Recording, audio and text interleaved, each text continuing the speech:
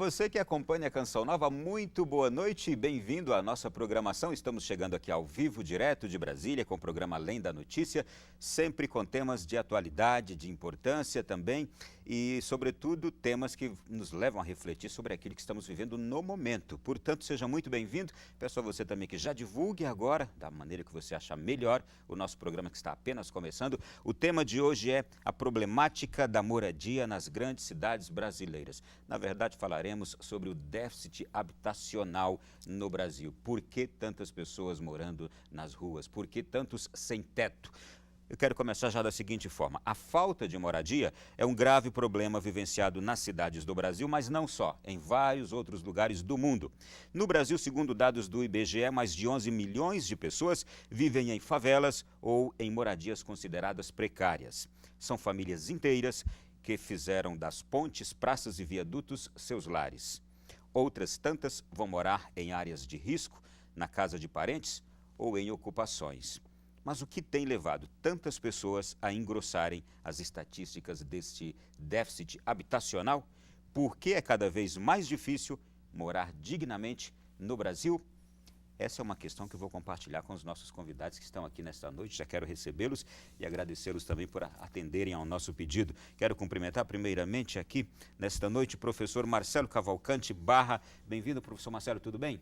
Muito obrigado, tudo ótimo. O professor Marcelo é pesquisador em Sociologia da UNB e especialista em Políticas Públicas e Gestão Governamental. Também cumprimento o professor Percy Coelho. Boa noite, bem-vindo. Boa noite, muito obrigado. Prazer recebê-lo. O senhor é a primeira vez que vem aqui, o professor Marcelo já veio outra ocasião. É a primeira vez. Muito obrigado, é vice-diretor do Instituto de Ciências Humanas da UNB e coordenador do Grupo de Pesquisas sobre Poder Local, Políticas Urbanas e Serviço Social, LOCUS, da UNB. Gente, eu vou já repassar aqui para vocês essa questão que já se impõe aqui no começo do nosso programa. Por que é cada vez mais difícil morar dignamente no Brasil? Fiquem à vontade, aqui a casa é nossa, a gente faz um programa, um bom bate-papo. Professor Marcelo, por favor. Sim, boa noite às telespectadoras, telespectadores. Bom, a questão de viver com dignidade tem, em primeiro lugar, a questão de conseguir viver, ter um teto, né? A realidade é que o aumento da produção, né, de produtos, mercadorias, não é acompanhado pelo aumento do número de habitações de moradias, né? Há inúmeros outros fatores, né? Há um modelo de cidade também, né? Um modelo de cidade espraiado, né, que espalha e afasta a população dos locais onde há mais investimento público, não é? Porque pensar em dignidade, habitação com dignidade, é pensar também no como chegar no trabalho, como chegar na escola, como chegar a um lazer, a um cinema, a um teatro, a uma praça, enfim. Então tem a ver com uma série de aspectos, tem a ver com um modelo de políticas públicas voltado para esse segmento, né? Tem a ver com o modelo de mercado também, da oferta, né, dessas moradias, enfim, é um longo e rico debate que precisa ser feito, ainda mais nesse momento da tragédia, né, por todos nós visto, muitas vezes ao vivo até, quer dizer, filmado, acontecido na capital de São Paulo, né, do incêndio e desabamento daquele prédio no centro, né, no Largo do Paissandu, na capital paulistana. Professor Percy, por favor, sua introdução a esse tema. Realmente, boa noite, telespectadores. Agradeço muito pelo convite e faço homenagem ao programa de jogar luz em uma população que é maior do que alguns países, no caso do Brasil, que vive nas sombras, né? Nas sombras da mídia, nas sombras do poder público, né? Nas sombras até de nós, pesquisadores, né? Que não nos atentamos para esse problema que é histórico, né? Então, o agravamento da questão urbana, porque acho que quando a gente fala em população desabrigada, a gente está falando, sobretudo, não só, porque também há desabrigo fora das cidades, das grandes metrópoles, nas pequenas cidades também já começa a acontecer, e até na área rural, também acontece o desabrigo, né? Mas a grande massa dos desabrigados estão hoje nas grandes cidades metropolitanas brasileiras. E essa era uma tendência que vinha desde os anos 80 sendo já muito visível, né? Mas só que o tratamento do Estado para essa questão, sobretudo aqui no Distrito Federal, é um bom exemplo, né? Sempre foi, primeiramente, um caso de polícia, né? E segundo, quando passamos a ter uma Constituição Cidadã, onde foi remarcado do ponto de vista do marco legal os direitos sociais, né? E o direito à habitação passou a ser um princípio, né, fundamental, além de estar nos direitos humanos, mas estar na Constituição, o Estado começa a mudar a sua postura, mas muito lento, né? Diante do problema gerador dessa população, né? As pessoas estão desabrigadas não porque querem, né? Porque elas são expulsas, ou são expulsas da sua terra de origem, né? Pelo avanço, sobretudo, do modelo econômico que era basicamente agrário e depois o êxodo rural, né? Favoreceu essa migração, ou porque essa dinâmica de absorção dessa força de trabalho nas cidades vem sendo cada vez mais delapidada, né? Então, a falta de emprego, o aumento do desemprego, a falta de perspectiva no mercado de trabalho, o desalento no mercado de trabalho, vão gerando esses bolsões de misérias dentro das grandes cidades desabrigadas. Há também uma correlação entre essa falta de habitação e uma reforma agrária não feita ou feita timidamente, mal feita, como nos últimos anos a gente vem percebendo, é feita em miniatura em algumas regiões aqui, acolá. Há alguma relação também? Sim, com certeza. A questão fundiária, ela está intimamente ligada com os problemas de habitação das grandes cidades, né? Não só porque o campo mudou a sua configuração de exploração da terra, né? Cada vez mais exigindo grandes propriedades para implementar uma nova tecnologia que virou, no jargão, né, conhecida como agronegócio. Então, aqui no entorno do Distrito Federal, por exemplo, né, Goiás, o Cerrado, né, como um todo, que pega vários estados do centro-oeste brasileiro, com o incremento da soja como adaptada ao cerrado, o valor da terra interferiu na reconfiguração dessas propriedades, né? Exigindo cada vez menos uma mão de obra do modelo anterior e cada vez mais a introdução de máquinas, né? Essas máquinas desempregam muita gente, né? Empregam pessoas de um outro perfil que não é o perfil tradicional do homem do campo, né? E aí essa reconfiguração fundiária do campo interfere no processo de atração dessa população para as grandes cidades. E aí tem a questão fundiária urbana também, né? Como o professor Marcelo, né, estava dizendo, é certo que existem áreas mais nobres nas cidades e áreas menos nobres. Explico o que é nobre e menos nobre. Quanto mais equipamento você tem, principalmente criado pelo Estado, escola, pavimentação, banco, saneamento, mais essa terra é enriquecida de valor vindo do trabalho de quem Sim. foi contratado, a mão de obra normalmente mais barata, né, para realizar essas obras, né?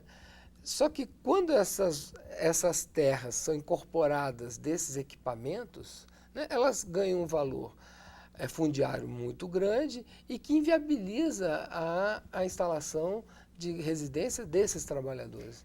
Como a gente percebeu também, esse não é um problema só do Brasil. Não é? Ele é um problema mundial.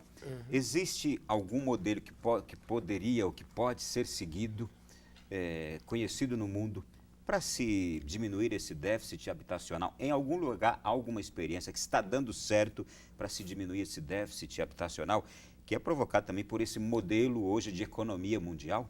Professor Marcelo, o que se pode dizer sobre isso? Sim, isso é muito importante. Inclusive, nós temos uma legislação no Brasil que possibilita justamente que isso aconteça. E vamos simplificar um pouquinho, mas como que isso pode ser efetivado? Com uma separação entre a função social da moradia e a propriedade da moradia. A realidade é que, no Brasil, a questão da moradia é uma questão de quem tem uma renda para pagar determinado aluguel. A realidade é que as pessoas não têm essa renda. Não há esse dinheiro no bolso. Milhões de pessoas não têm dinheiro para pagar. Isso significa, em outras palavras, o quê? Que o modelo do dinheiro, o modelo baseado no pagamento na propriedade, ele tem um limite. E o limite é esse que o professor Percy falou, o desabrigo, o sem-teto, o sem-terra, né? E você corretamente coloca que isso é uma realidade mundial, uma realidade do sistema econômico, né? Então, inclusive o STF julgou na semana anterior o chamado aluguel social, né? Que esse aluguel social ele vai além do modelo de mercado, né? Ele é regulado pela necessidade da habitação, a necessidade do teto que reza a Constituição Federal em seu artigo 6º. Ou seja, a França implementa o aluguel social, né? Existe já, a cidade de São Paulo já faz uso também desse instrumento, né? Ele precisa ser implementado, de fato. E vou pedir só que nos explique para todos nós o que é o aluguel social. Sim. O aluguel social, ele é o Estado que entra para prover, sem transferir a propriedade, mais o teto para a população, né? Então, seria, em outras palavras, uma espécie de bolsa, né? Uma bolsa aluguel, ou seja, é o aluguel social, é o direito ao teto sem a pessoa que está ali habitando, ela seja proprietária daquele imóvel e sem que ela receba um dinheiro ou que ela desembolse dinheiro. E no mesmo modelo das bolsas existentes, quando a pessoa adquire um certo nível social ou financeiro, ela já deixa de receber esse aluguel social também? Exatamente, exatamente. Tudo tem essa condicionalidade, esse limite do emprego, esse limite do acesso à renda. E isso é muito importante porque a grande problemática da falta de moradia de habitação no Brasil se dá no limite de 3 salários mínimos, ou seja, uma política, essa política deve ser orientada para essa faixa de renda da sociedade. Professores, naturalmente, com a crise econômica que nós temos no país neste momento, os dados que nós temos aqui do IBGE de 1 ano, 2 anos atrás já não são mais os mesmos, provavelmente se agravaram, não é? Eu tenho uma particular dúvida no trato desses dados, né? O Brasil tem historicamente, em várias áreas, não é só na área da política urbana, problemas com as fontes de informação fidedigna, né? O IBGE, por exemplo, é uma fonte importante e tal, mas a gente sabe que a metodologia do IBGE, para certas situações, ela não ajuda muito o pesquisador a ter uma aproximação mais real da Ela situação. não é precisa. Não é precisa, e também a metodologia que usa, ela é muito desfocada, né? Não desagrega os dados quando você precisa localizar com mais precisão certos fenômenos, né? Então, no caso desses que eu estou chamando de desabrigados, é muito dinâmico o processo, né? E o dado do IBGE não cobre de maneira satisfatória, né? Mas a gente tem que trabalhar com o que tem, né? A impressão que a gente tem, voltando à sua pergunta, né, É possível encontrar boas experiências, né, que sirvam de modelo, né? Eu digo o seguinte, que é geral, é verdade, que o processo de favelização já está sendo estudado por autores que são bastante referenciados. Aqui no Brasil, a Hermínia Maricato é uma referência, mas Mike Davis é uma referência que fez em escala mundial. Realmente é uma tendência. Agora, qual é o fenômeno interessante nesse processo? É que no século passado, as grandes megalópolis, as grandes cidades, no início do século passado, eram todas elas que tinham esse problema urbano de origem industrial, das cidades industriais dos países e que foram os primeiros a se industrializar. A partir do último 50 anos para cá, houve uma reviravolta dos dados, né?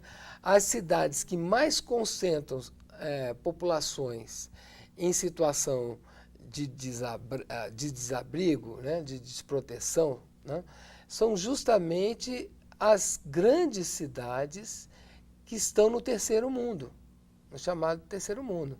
Então você vê na Índia, você vê na China, você vê na América Latina, né? Todas as grandes cidades que detêm em maior número, né, de massa de população nessa questão são justamente aqueles países que estão sendo arrochados com um novo modelo de ajuste fiscal, de ajuste macroeconômico, né? Então você combina fatores que são explosivos, né? Você, de um lado, tem a demanda em escala aumentando absurdamente e, em outro lado, você tem a diminuição de investimentos públicos destinados a atender a política de habitação como uma política social, né? Daqui a pouco a gente vai continuar nesse mesmo discurso e a gente vai inclusive tratar aqui de dados, por exemplo, nesse último ano, agora o Brasil teve uma redução de 47% no número de unidades entregues pelo programa Minha Casa, Minha Vida. Diz muito também desse arroxo que o senhor está nos falando, dessa adequação fiscal. Mas daqui a pouquinho a gente volta e também vamos falar já sobre os movimentos que hoje invadem prédios públicos, invadem terras e o quanto eles devem ser compreendidos, aceitos ou não. O que há de erro, o que há de compreensão nisto que acontece também em nosso país. Daqui a pouquinho.